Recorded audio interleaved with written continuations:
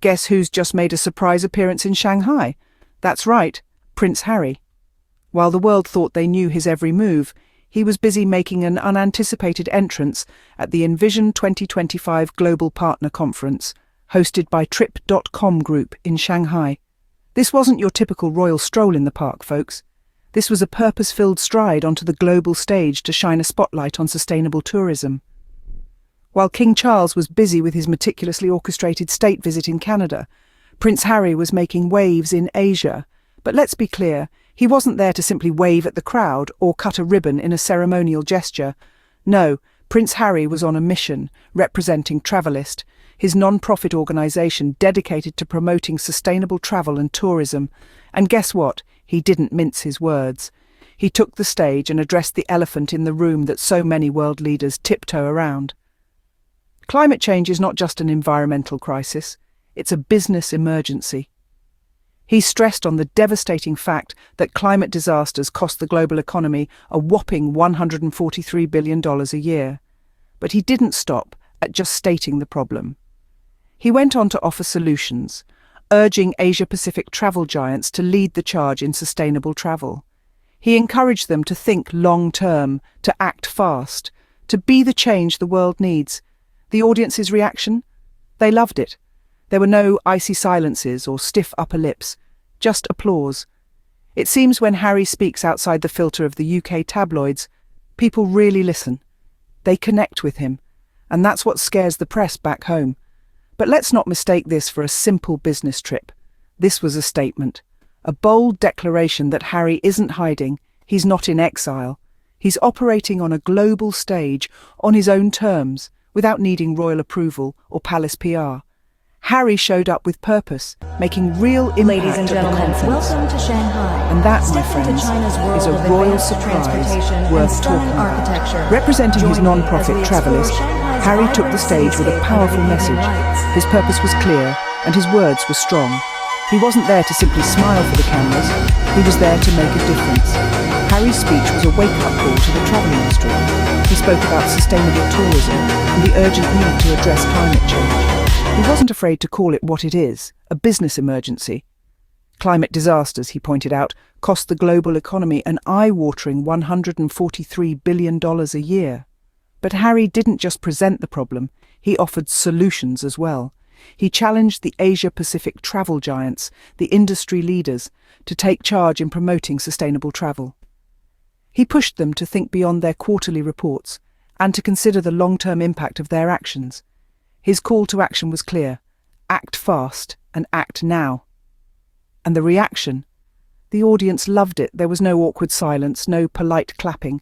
The applause was genuine and enthusiastic. It was clear that Harry's message resonated with the attendees. When Harry speaks outside the UK tabloid filter, people actually listen.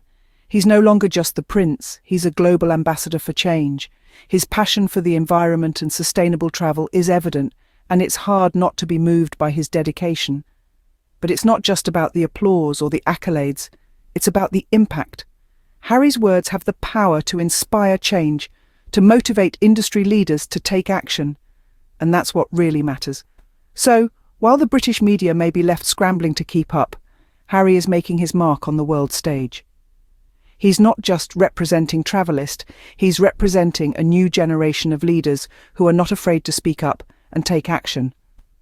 When Harry speaks outside the UK tabloid filter, people actually listen. And that's the power of authenticity. It's the power of a prince who's not afraid to speak his mind and stand up for what he believes in. This wasn't just a business trip for Harry, this was a statement. Let's take a step back and look at the bigger picture here. Prince Harry has been making waves on the world stage, independently carving out a new role for himself that isn't confined by the rigid structures of the British monarchy. His surprise visit to China wasn't just about representing Travelist and promoting sustainable tourism. It was a loud and clear declaration of his independence and his commitment to making a real difference in the world. Harry's actions are having a global impact, and it's obvious that his words are resonating with people. The applause he received in Shanghai is a testament to the fact that his message is hitting home. But it's not just his words that are making an impact, it's his actions too. He's not just talking the talk, He's walking the walk. And that's something that can't be ignored. Back in the UK, the media is left scrambling. The same tabloids that have been trying to paint Harry as irrelevant are now obsessing over his every move. They're asking questions like, why is Harry in China and who invited him? But the real question they should be asking is, why are we so threatened by Harry's success? The answer is simple. Harry's thriving international leadership role is a direct challenge to the traditional image of the monarchy. His actions are forcing the media to question their preconceived notions about what a royal should be, and it's clear they're struggling to keep up. Harry's independence and success on the world stage is a stark contrast to the controlled and carefully curated image of the monarchy. It's clear that he's not afraid to break away from tradition and chart his own path. And it's this fearlessness that's making him a force to be reckoned with. So let's be clear, Harry isn't just making a statement, he's making a difference. He's living his truth, and in doing so, he's challenging the status quo. He's thriving in international leadership roles, and that's what terrifies the press back home. While Harry was making waves in Shanghai, Meghan was capturing hearts at home. In a world where every action is scrutinised and every word is dissected, it's the simple, unguarded moments that truly shine. And that's exactly what happened when Meghan Markle, the Duchess of Sussex, shared a glimpse of her life at home with Princess Lilibet. In a video that was as sweet as the honey they were collecting, Meghan and Lilibet were seen tending to their beehive. Lilibet, dressed in her little boots and gloves, was the picture of curiosity and delight.